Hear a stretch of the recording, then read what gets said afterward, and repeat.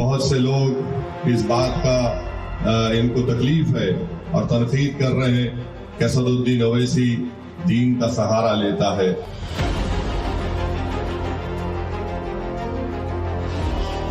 मेरी पार्टी के मरहूम सदर कहते थे कि मजलिस वो पार्टी है जो हवाओं को सूंघ कर बोलती है कि सैलाब आने वाला है। मुसलमानों को प्लास्टिक का कप बना दिए, चाय पीकर उसको फेंकते हैं डस्टबिन में। ये नहीं हो सकता। पहले बिहार विधानसभा चुनाव में 5 सीटों पर फतह, उसके बाद महाराष्ट्र निकाय चुनाव में 10 सीटों पर विजय। हिंदुस्तान की सियासत में ओवैसी फैक्टर कैसे अपना दमदार असर दिखा रहा है, ये आंकड़े उसका सबूत है। यानी ओवैसी के कदरदानों की तादाद बढ़ रही है। जाहिर है ओवैसी भी आर पार के मूड में है। सवाल यही है कि क्या असदुद्दीन ओवैसी 2026 में सियासत के बड़े गेम चेंजर साबित होंगे। ओवैसी भारतीय राजनीति में खुद को मुस्लिम चेहरे के तौर पर स्थापित करने में जुटे हैं और हालिया नतीजे बता रहे हैं कि मुस्लिम नेतृत्व बदल रहा है।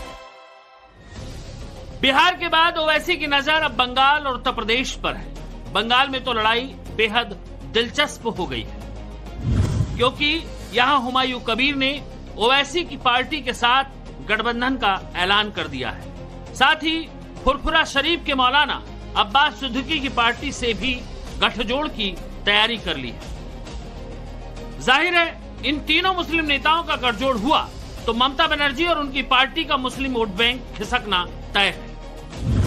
अब तक 30% वोट वाला मुस्लिम वोट बैंक बंगाल की राजनीति तय कर रहा है। ममता बनर्जी अब तक मुस्लिम वोट को एकजुट रखने में कामयाब रही है,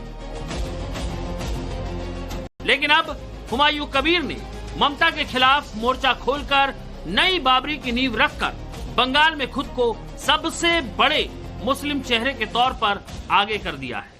इसके अलावा फुरफुरा शरीफ वाले मौलाना अब्बास, जो कभी ममता बनर्जी के लिए वोट बैंक की गारंटी होते थे, वो पिछले चुनाव में ही अपनी अलग पार्टी बना चुके हैं। रही बात ओवैसी की, तो वो 2021 के चुनाव में तो ममता को झटका नहीं दे पाए थे, लेकिन 2023 के पंचायत चुनाव में उन्होंने बंगाल में मालदा और मुर्शिदाबाद जैसी मुस्लिम बहुल सीटों पर 1.5 लाख से ज्यादा वोट लाकर ममता को चौंका दिया था। जाहिर है हुमायूं और ओवैसी साथ आ गए तो मुस्लिम वोटों के समीकरण काफी अलग हो सकते हैं और ममता की मुश्किलें बढ़ सकती हैं। इसे ऐसे समझिए, बिहार विधानसभा का नतीजा इसकी मिसाल है। ओवैसी की पार्टी को बिहार में भले ही 5 सीटों पर जीत मिली, लेकिन उन्होंने 2 दर्जन से अधिक सीटों पर मुस्लिम वोट काटकर विपक्ष यानी महागठबंधन की हार पक्की कर दी। ऐसे में अगर हुमायूं कबीर और असदुद्दीन ओवैसी साथ मिलकर बंगाल में 5 से 7% मुस्लिम वोटों को भी काटने में कामयाब हो जाते हैं, तो इससे ममता बनर्जी को बड़ा नुकसान हो सकता है। हुमायूं कबीर खुद को बंगाल का ओवैसी बताते हैं। इधर हैदराबादी भाईजान ओवैसी को भी बिहार की जीत के बाद पूरे जोश में भरे हुए हैं। ओवैसी ने बिहार की 24 सीटों पर अपनी मौजूदगी का असर दिखाया था, लेकिन अब ओवैसी कह रहे हैं कि वो असर दिखाने के लिए नहीं बल्कि जीतने के लिए चुनावी मैदान में उतरेंगे। बंगाल में अगले साल चुनाव है, उससे पहले बाबरी का ऐलान और फिर हुमायूं कबीर की नई पार्टी और उस नई पार्टी को असदुद्दीन ओवैसी के AIMIM का संभावित साथ ममता बनर्जी के सामने तिहरी चुनौती बन सकता है। देश में मुसलमानों की आबादी करीब 15% है। आजादी के बाद से मुस्लिमों की क़यादत कभी किसी राजनीतिक व्यक्ति के हाथों में नहीं थी, बल्कि मुस्लिम संगठनों और उलेमाओं के पास रही। जमात इस्लामी हिंद, जमीयत उलेमाए हिंद जैसे संगठनों की पकड़ रही। इन्हीं संगठनों ने मुस्लिम राजनीति की दशा और दिशा तय की, लेकिन अब मुस्लिम सियासत काफी हद तक बदल गई है। एक तरफ हैदराबाद से निकले असदुद्दीन ओवैसी मुस्लिमों के बीच उनकी बात पुरजोर तरीके से उठाकर अल्पसंख्यकों के बीच स्वीकार्यता हासिल कर रहे हैं, तो दूसरी तरफ पश्चिम बंगाल में हुमायूं कबीर जैसे मुस्लिम नेता भी लोकप्रियता बटोर रहे हैं। जाहिर है इस तरह की लीडरशिप का विकसित होना उन दलों के लिए शुभ संकेत नहीं जो अब तक मुस्लिम वोटों की रहनुमाई करते आए थे। जहां तक ओवैसी का सवाल है तो उनका राजनीतिक तौर तरीका और तकरीर तो एकदम मुस्लिम उलेमाओं की तरह नजर आती है। बहुत से लोग इस बात का इनको तकलीफ है और तनकीद कर रहे हैं कि असदुद्दीन ओवैसी दीन का सहारा लेता है। मैं लोगों से कहना चाह रहा हूं कि किसी शायर ने अच्छा कहा था कि जलाली बादशाही हो या जमहूरियत का तमाशा हो, जुदा हो दीन से सियासत तो रह जाती है चंगेजी। मैं अपने दीन को हरगिज छोड़ने वाला नहीं हूं। एक ओवैसी क्या कम थे जो बंगाल में दूसरे भी आ गए। जाहिर है ममता की सियासी कश्ती अभी से डावाडोल नजर आ रही है और इसका असर उनके एक्शन में कंफ्यूजन के तौर पर दिख रहा है। मसलन ममता ने साउथ हिंदुत्व की राह चुनते हुए कोलकाता के न्यू टाउन में 29 दिसंबर को दुर्गा आंगन की नींव रखने का फैसला किया था। इसे टीएमसी ने देश में दुर्गा के सबसे बड़े मंदिर के तौर पर प्रोजेक्ट किया था, लेकिन उद्घाटन से 3 दिन पहले उनका काम रोक दिया गया। दादा, दुर्गा मंदिर यहीं पे बनना है? हाँ। यहीं पे तैयारी हो रही है? हाँ, वही तो उधर होता था, बंद हो गया। और अभी दुर्गा आंगन बन रहा है यहाँ बहुत बड़ा। वही तो होता था, बंद हो गया। अब बंद हो गया? हाँ। क्यों? तो मालूम नहीं है। तो यहाँ पे किसी को परेशानी तो नहीं है दुर्गा मंदिर बनने से?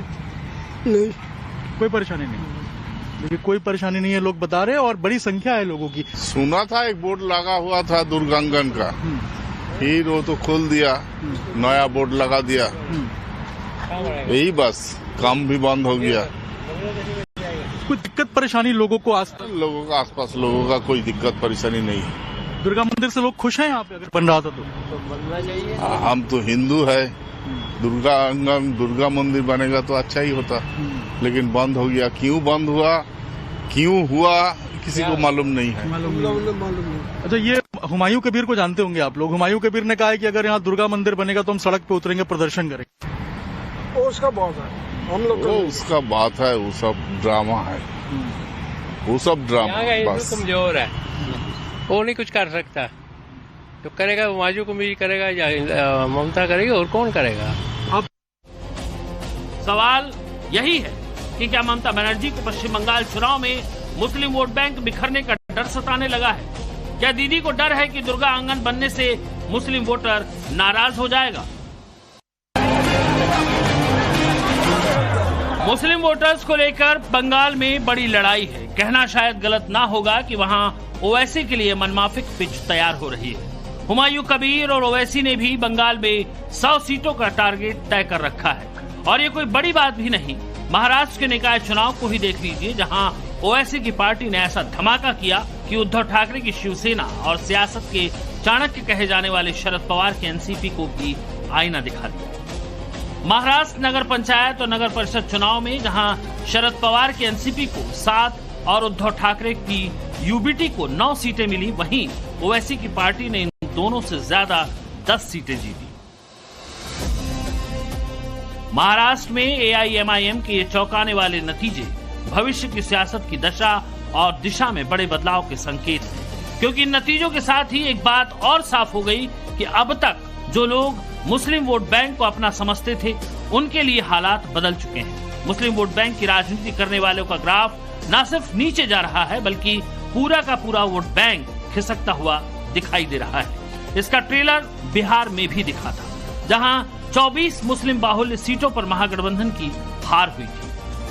की एंट्री बंगाल के चुनाव को बिहार की तरह का बैटल ग्राउंड बनाएगी, इसकी पूरी संभावना है। अगर बंगाल में बदलाव आ गया तो फिर ओवैसी का फैक्टर यूपी को भी चुनौती देगा। ओवैसी उन तमाम सियासी दलों के लिए चुनौती खड़ा करेंगे जिनकी राजनीति में मुसलमान वोट बैंक का रोल बड़ा रहा है।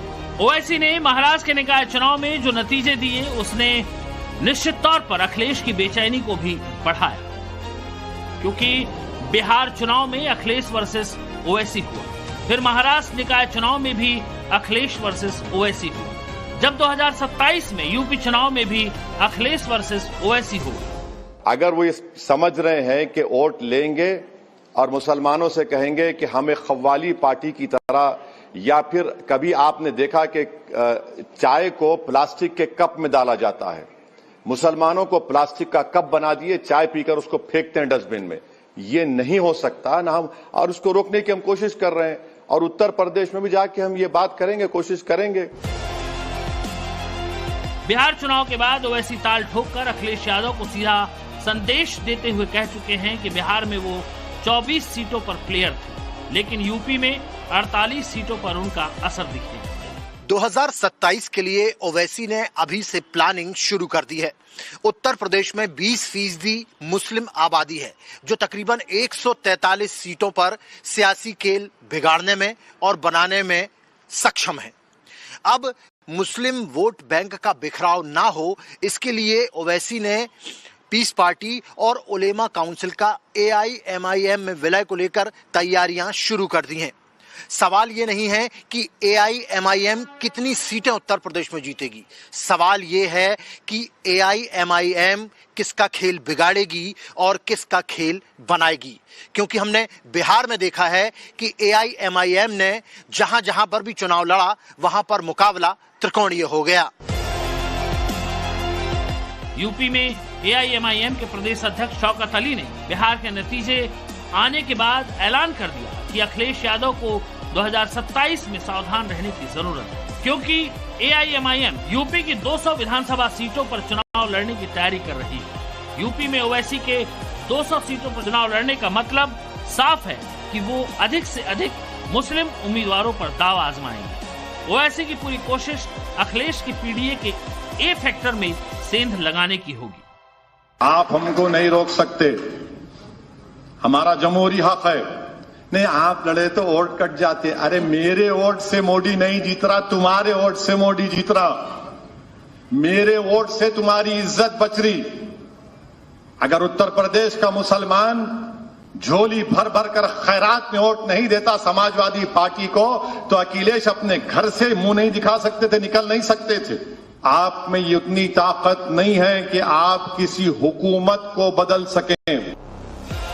यूपी के पिछले 2 विधानसभा चुनाव में ओवैसी अपने एक भी कैंडिडेट को जिता नहीं पाए हैं, लेकिन इस बार हालात अलग हैं। बिहार विधानसभा चुनाव और महाराष्ट्र निकाय चुनाव में शानदार प्रदर्शन करने वाले ओवैसी जोश में हैं, तो मुसलमान सियासत के केंद्र में इस साल होने वाला पश्चिम बंगाल का चुनाव ओवैसी के लिए लिटमस टेस्ट की तरह होगा। अगर ओवैसी यहाँ बड़ा खेला करने में कामयाब हो जाते हैं तो फिर यूपी में लड़ाई जोरदार होगी। ब्यूरो रिपोर्ट, टाइम्स नाउ, नव भारत।